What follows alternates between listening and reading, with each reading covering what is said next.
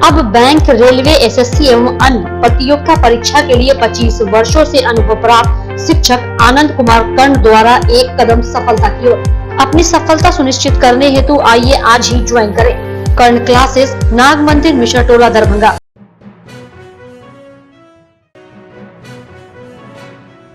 बिहार में आज से चलेगी इलेक्ट्रिक बसें। मुख्यमंत्री नीतीश कुमार ने किया उद्घाटन। यह बसें पटना से भोजपुर, मुजफ्फरपुर, दरभंगा, खगड़िया, नालंदा और पूर्वी चंपारण के लिए चलेगी। मुख्यमंत्री नीतीश कुमार ने जिन बसों को हरी झंडी दिखाई उसमें 25 इलेक्ट्रिक बसें, 15 लग्जरी बसें, 25 डिलक्स बसें और 30 सेमी डिलक्स बसें हैं। मुख्यमंत्री के साथ इस उद्घाटन कार्यक्रम में बिहार सरकार के परिवहन मंत्री, तमाम बड़े अधिकारी, पटना एसएसपी, पटना के डीएम भी मौजूद थे। बसें मिसेस अशोक लीलैंड लिमिटेड से कर लिया गया है। इस बस में यात्रियों के लिए सीटिंग कैपेसिटी 53+1 चालक है। अरे हटाइए जो है 31.50 लाख है। लाया गया है 12 अभी आ चुका है, मीडिया बाइट 25 आना है। इस महीने में बाकी बसें भी आ जाएंगी और उसका परिचालन प्रारंभ हो गया है। आगे भी सबका परिचालन प्रारंभ होगा। आप सबको मालूम है कि 2019 में आप जानते हैं जो इलेक्ट्रिक कार है तब से ही लगातार उस समय आया था, आप देख जानते ही हैं, उसी समय से लगातार हम लोग चल रहे हैं और कई माननीय मंत्री को और अधिकारियों को भी किया गया है इलेक्ट्रिक कार को, और उसी पर लोग जाते हैं।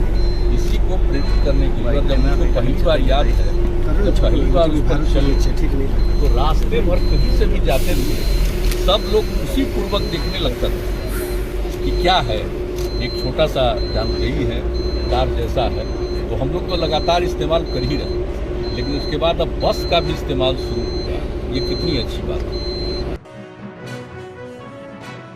बिहार के मुख्यमंत्री नीतीश कुमार जिस बस से बिहार विधानसभा पहुंचे, वह बस उनके उतरने के बाद जब विधानसभा से बाहर निकल रही थी तभी एक मोड़ पर बस विधान परिषद के सामने बनी गार्डन की बाउंड्री से टकरा गई, जिसे विधान परिषद के सामने बनी गार्डन की बाउंड्री क्षतिग्रस्त हो गई। इस टक्कर से बस को भी क्षति पहुंची। केंद्रीय मंत्री रविशंकर प्रसाद ने कोरोना वैक्सीन का टीका पटना एम्स में लिया। इस दौरान एम्स के डायरेक्टर पीके सिंह, अधीक्षक सीएम सिंह के अलावा स्वास्थ्य विभाग के प्रधान सचिव प्रत्यय अमृत भी मौजूद थे। उन्होंने यहां अपना आधार कार्ड देकर रजिस्ट्रेशन कराया और इसके बाद टीकाकरण करवाया। एलजेपी में मची भगदड़ पर हम प्रवक्ता डॉक्टर दानिश रिजवान ने चिराग को नसीहत किया। कहा, चिराग इस्तीफा देकर पशुपति पारस को सौंप दें, पार्टी कमान तब जाकर रुक सकती है। साथ में यह भी कहा कि चिराग को अब लोजपा में कोई नेता मानने को तैयार नहीं है। जल्द ही लोजपा के आधे से ज्यादा सांसद पार्टी छोड़ देंगे। देखिए, जिस लोक जनशक्ति पार्टी को जन जन के नेता स्वर्गीय रामविलास पासवान जी ने अपने खून पसीने से सींचा है, उसकी बर्बादी देखकर बड़ा दुख होता है।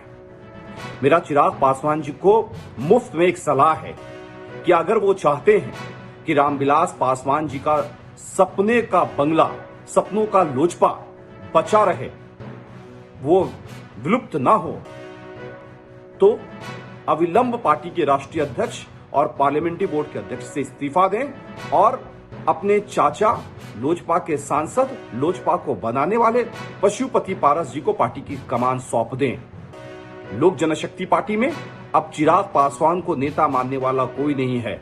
सबको पता है कि ये चिराग बंगले में आग लगा रहा है, इसलिए लगातार पार्टी में भगदड़ मची है। चिराग पासवान जी से पुनः मेरा अनुरोध है कि अगर वो लोक जनशक्ति पार्टी को बचाना चाहते हैं तो अविलंब अध्यक्ष और संसदीय बोर्ड के अध्यक्ष पद से इस्तीफा दें और अपने चाचा पशुपति पारस जी को पार्टी की कमान सौंपे, तब जाकर लोक जनशक्ति पार्टी बच सकती है। और एक चीज मैं और बता दूं कि जल्द ही, अगर उन्होंने इस्तीफा नहीं दिया तो जल्द ही लोजपा के